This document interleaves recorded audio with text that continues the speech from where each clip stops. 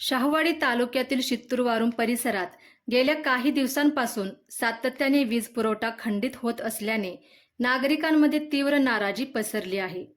अव्वाच्या सव्वा वीज बिले भरूनही सुरळीत वीज मिळत नसल्याची तक्रार ग्रामस्थांमधून केली जात आहे. शित्तूर वारूंसारख्या मोठ्या गावात कायमस्वरूपी वायरमन नसल्याने वीज व्यवस्थेचा कारभार विस्कळीत झाला आहे. परिसरात हिंस्र वन्य प्राण्यांचा वावर असल्याने रात्रीची वीज खंडिती नागरिकांच्या सुरक्षेसाठी धोकादायक ठरत आहे.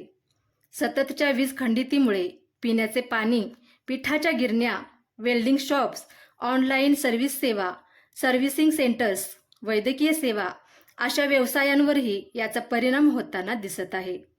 संबंधित विभागाने तात्काळ उपाययोजना कराव्यात अशी मागणी नागरिकांमधून केली जात आहे. शाहूवाडी तालुक्यातील शित्तूर परिसरामध्ये गेल्या काही दिवसांपासून वीज पुरवठ्याचा जो प्रश्न आहे तो अत्यंत गंभीर बनलेला आहे.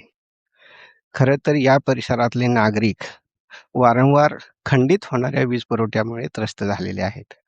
महावितरणच्या गलतान कारभाराविरोधात या परिसरातल्या नागरिकांमधून संताप व्यक्त केला जात आहे.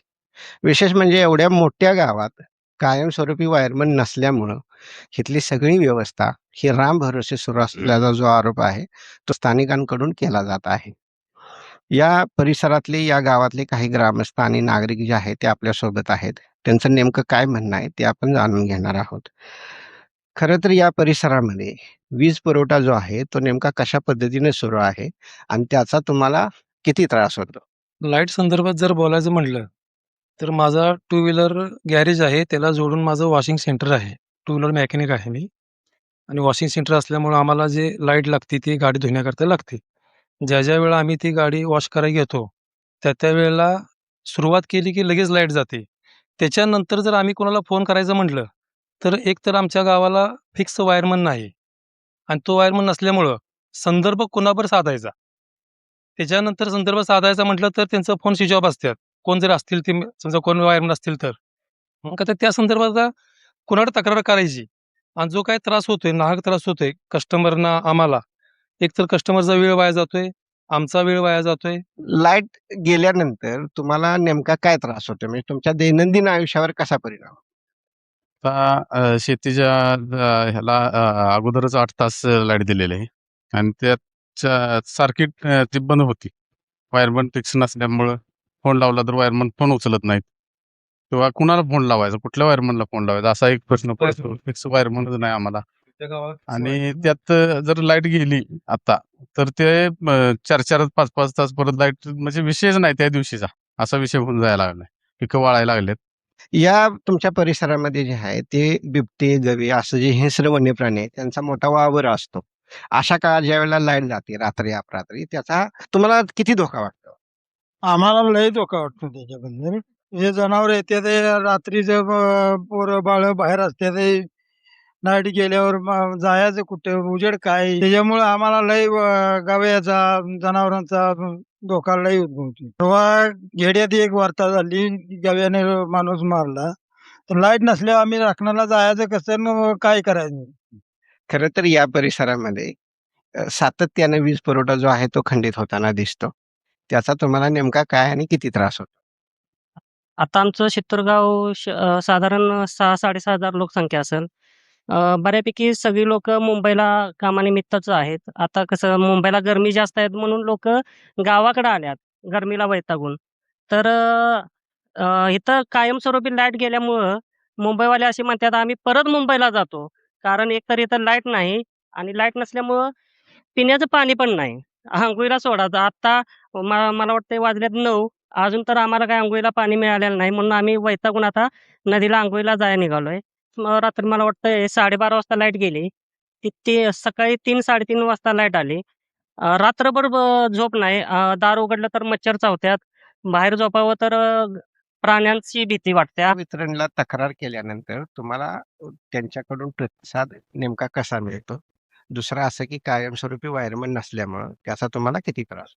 आता गेली काही दिवसापासून लाईटचा लपंडाव आहे आणि त्याच्यामुळं काय होतंय त्याची तक्रार करायसाठी एखाद्या म्हणजे आता आपण साहेबांना जरी फोन केला तरी तो एक थवडे सबस्टेशनचा एक ग्रुप केलेला आहे, की बाबा तक्रार निवारणसाठी. तर त्याच्यामध्ये जरी आपण एखादा मेसेज केला, की बाबा लाईट अमुक-अमुक असे गेले, तर त्याच्यावरती रिप्लाय साहेबांच्याकडनं तर येतो तात्काळ, परंतु त्याच्यावरची उपाययोजनेला खूप वेळ जातो.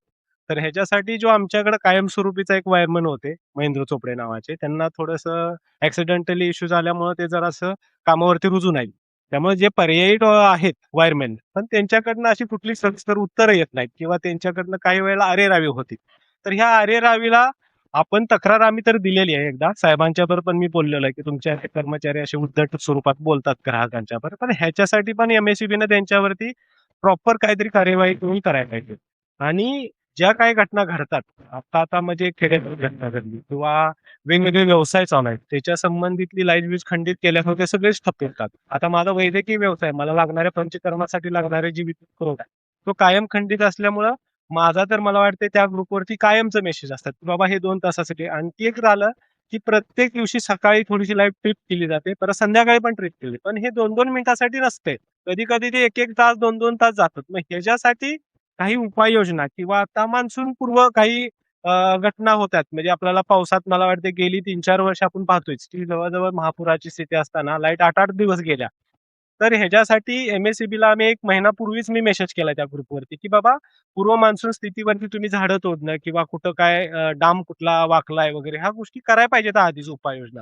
हे काय होतंय आपल्याकडं, की पाऊस सुरू झाल्यावर सगळ्या उपाययोजना होतात. मग 2-2 तास आपल्याला वीज पुरवठा खंडितचा जो काही परिणाम होतोय तो भोगावा लागतोय. ते साहेब सांगतात, की आता जे कार्यकारी अभियंता आहेत आपले ते सांगतात, की थोडंसं त्यांच्याकडे कर्मचारी पुरवठा कमी आहे.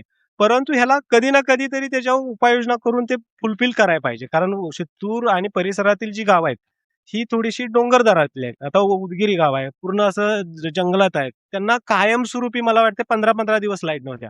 आता त्या ग्रुपवरली पण माणसं आहेत, पण त्याला मला वाटतं 1-2 दिवसानंतरच त्याच्यावर आन्सर मिळते, की लाईट गेली तर. तो गाव आहे किंवा आपल्या सभोवताली ज्या चालणाऱ्या काही व्यवसाय आहेत, ह्यांना पण ह्याची अडचणी येतात. खरं तर वीज पुरवठा ही अत्यंत मूलभूत गरज असतानाही अशा प्रकारची दुर्लक्षपूर्ण व्यवस्था ही या परिसरातल्या नागरिकांच्या सहनशक्तीचा अंत पाहत आहे. खरं तर या परिसरामध्ये वन्य प्राण्यांचा मोठा त्रास आहे. दुसऱ्या बाजूला पावसाळा अगदी तोंडावर आलेला आहे.